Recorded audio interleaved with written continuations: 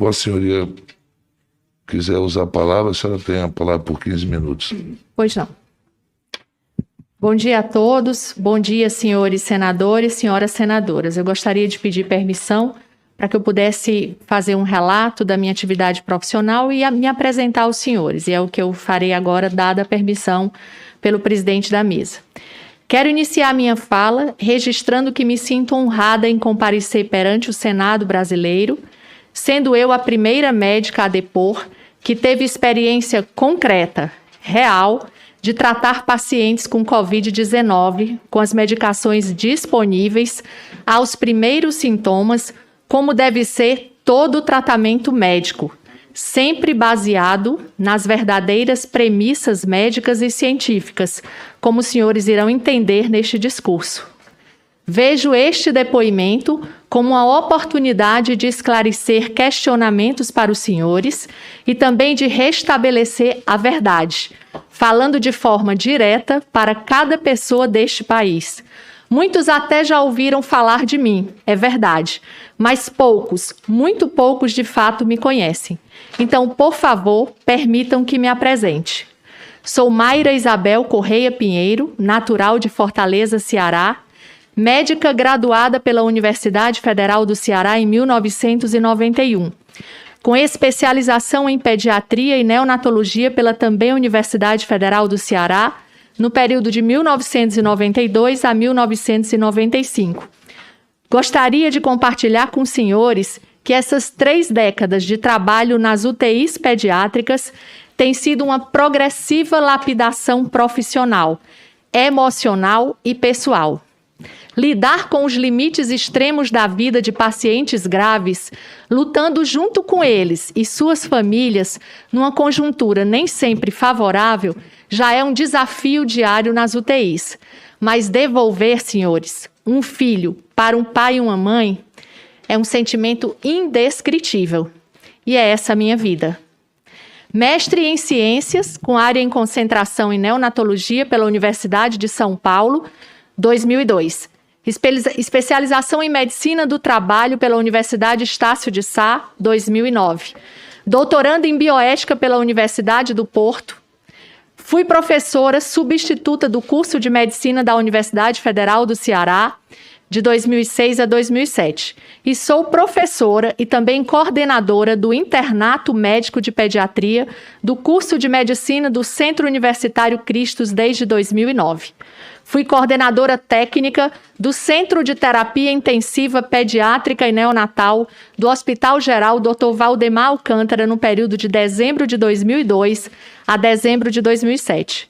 Sou médica perita do Instituto Nacional de Previdência Social desde 2006 e fui responsável pela implantação do Serviço de Perícia Médica da Defensoria Pública da União no ano de 2007, contribuindo para a mudança da forma de atuação da instituição para a garantia dos benefícios previdenciários e assistenciais à população de baixa renda e à população indígena.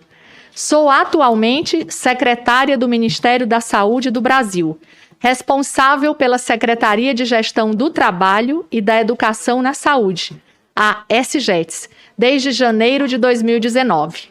Membro titular da CONED, colegiado do Conselho Editorial do Ministério da Saúde, desde outubro de 2020. Membro titular da Comissão de Ética do Ministério da Saúde. Membro da CONITEC, Comissão Nacional de Incorporação de Tecnologias no SUS. Membro titular do colegiado da UNASUS, Sistema Universidade Aberta do SUS. Membro titular da Comissão Mista de Especialidades Médicas do Conselho Federal de Medicina. Membro titular do Comitê Intersetorial do Plano Nacional de Enfrentamento ao Feminicídio, Ministério da Mulher, da Família e dos Direitos Humanos, e também coordenadora do Comitê Gestor da Política Nacional de Prevenção da Automutilação e do Suicídio, Ministério da Saúde. Entrei na medicina para salvar vidas e aprendi, já na residência médica, que deveria perseguir esse propósito a despeito das limitações e dificuldades. Aliás, só quem está na linha de frente sabe o que realmente acontece em um posto de saúde, em uma enfermaria, em uma UTI.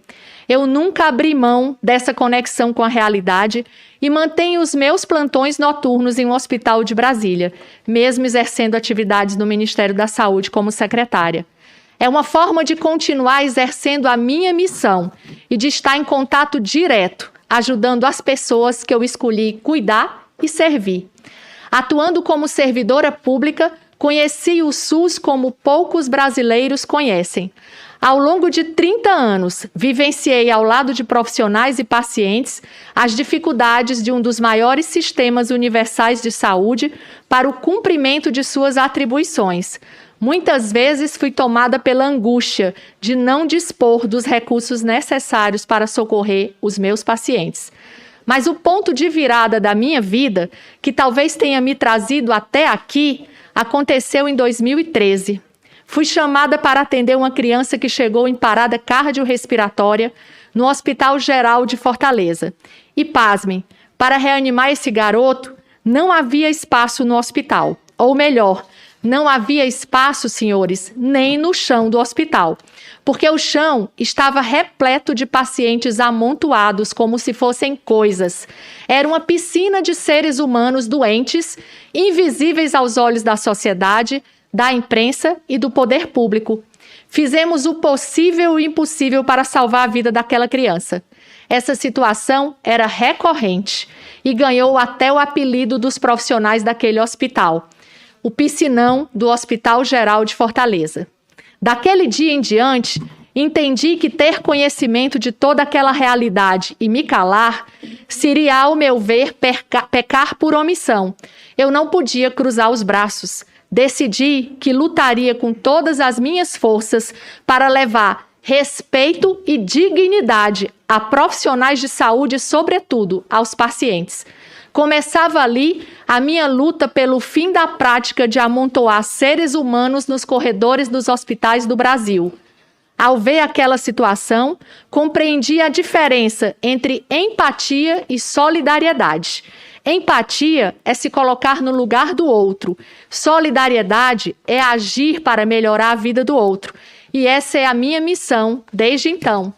Em 2015, fui eleita presidente de uma das mais importantes entidades médicas do meu estado, o Sindicato dos Médicos do Ceará. Revelei para o Brasil o caos da saúde pública, atribuído muitas vezes erroneamente aos profissionais de saúde. E a necessidade de reafirmarmos que a nossa escolha profissional deve ser pautada na garantia de assistência de qualidade para os nossos pacientes. À frente do Sindicato dos Médicos do Ceará, criei o Corredômetro, que contabilizava e informava diariamente o número de pacientes alocados em macas nos corredores de hospitais públicos do Ceará. Por diversas vezes, recorri ao Ministério Público Estadual e ao Ministério Público Federal para denunciar graves falhas do sistema de saúde e solicitar ações para o cumprimento dos preceitos constitucionais, com ênfase no artigo 196, saúde pública é direito de todos e dever do Estado. Em 2018, ainda no período de transição, fui convidada pelo então ministro da Saúde, Luiz Henrique Mandetta, pelo qual sinto um enorme apreço, para compor sua equipe à frente da SGETS, a Secretaria de Gestão do Trabalho e da Educação em Saúde. Assumi, assim, um dos maiores desafios da minha vida, ajudar a qualificar os profissionais de 14 categorias da saúde com ofertas educacionais de excelência, atualizando-os e capacitando-os para que a população brasileira pudesse ser atendida por profissionais bem preparados. No primeiro ano à frente da Secretaria, iniciamos o projeto Provimed 2030, que objetiva adequar até o ano de 2030 toda a oferta de profissionais de saúde especialistas do país, atendendo às necessidades regionais. Em 30 de janeiro de 2020, a Organização Mundial de Saúde declarou emergência de saúde pública de importância internacional em virtude do novo coronavírus. O Brasil prontamente declarou emergência de saúde pública de importância nacional, poucos dias após, em 3 de fevereiro de 2020. Diante da grave pandemia que estava se instalando, da necessidade de mobilização para aquisição de equipamentos, insumos e leitos, um elemento foi fundamental: os recursos humanos treinados em todos os protocolos clínicos da Covid. A SGETS lançou, em março de 2020, a ação estratégica O Brasil Conta Comigo, sendo estruturada em 3 eixos: acadêmicos, residentes e profissionais da área da saúde. O Brasil Conta Comigo acadêmico disponibilizou até 31 de dezembro de 2020 o reforço excepcional e temporário de mais de 5.300 alunos do 5º e 6º ano dos cursos de medicina e do último ano dos cursos de enfermagem, fisioterapia e farmácia, que atuaram sob supervisão em unidades do SUS, tendo recebido bonificação provida pelo Ministério da Saúde, que contabilizou um investimento de mais de 22 milhões. O Brasil Conta Comigo residentes na área da saúde, voltado aos profissionais de saúde que cursam programas de residência médica e residência na área profissional da saúde, ofertou bonificação a mais de 53 mil residentes por manterem seu processo formativo, especialmente durante a pandemia, e contabilizou um investimento de mais de 453 milhões. O Brasil Conta Comigo Profissionais de Saúde criou o maior banco de recursos humanos do país e do mundo, nas 14 categorias da saúde, e capacitou os profissionais conforme os protocolos de manejo clínico do Ministério da Saúde para o enfrentamento da Covid-19. Até o momento, mais de 1.007.000 profissionais estão cadastrados.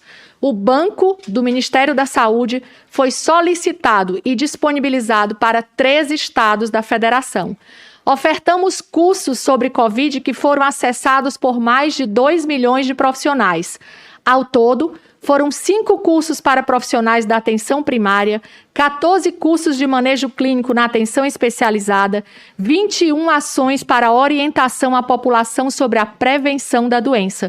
Também ofertamos cursos específicos destinados a pessoas com deficiência e seus cuidadores no contexto da Covid-19.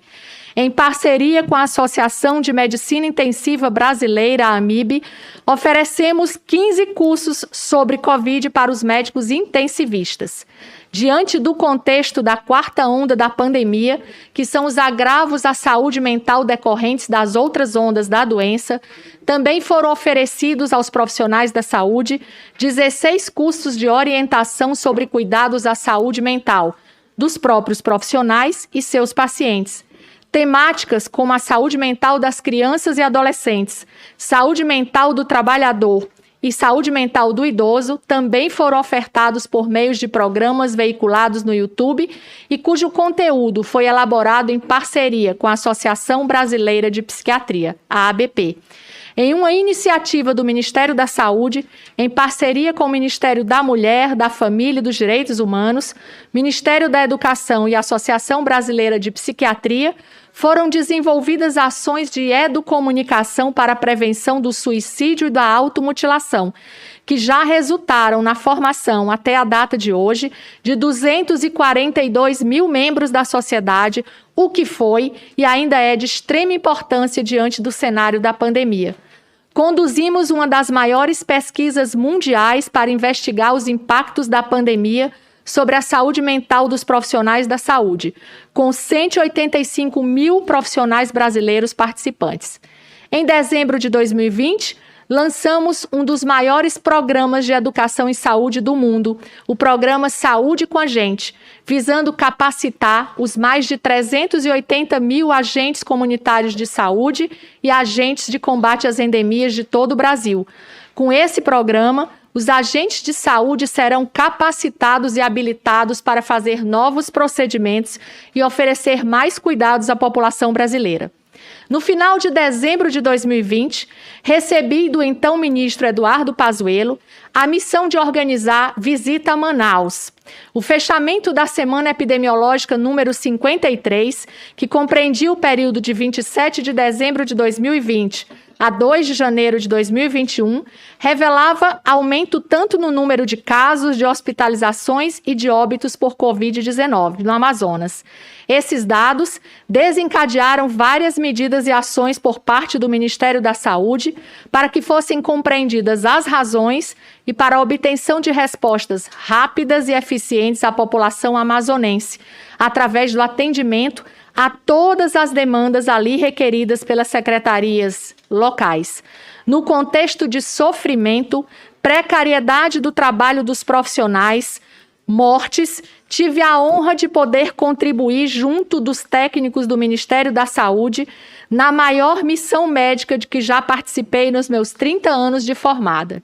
Manaus entra na minha história como um exemplo de luta de homens e mulheres que deixaram para trás as suas famílias, o medo, o conforto dos seus lares para cumprir a tarefa para a qual todos juramos: salvar vidas. Só quem esteve lá, senhores, tem a dimensão do que aconteceu, do que era possível fazer ou não fazer. Manaus trouxe a certeza que para vencermos o nosso maior inimigo, o vírus, que mostrou-se ainda mais agressivo na forma de uma nova variante chamada P1, precisaríamos com muita urgência de mais e maiores medidas de proteção individual, de vacinas de alta eficácia, o mais rápido possível, mas também de medicamentos que pudessem tratar os que adoecem, os que adoeciam, a despeito das medidas de prevenção.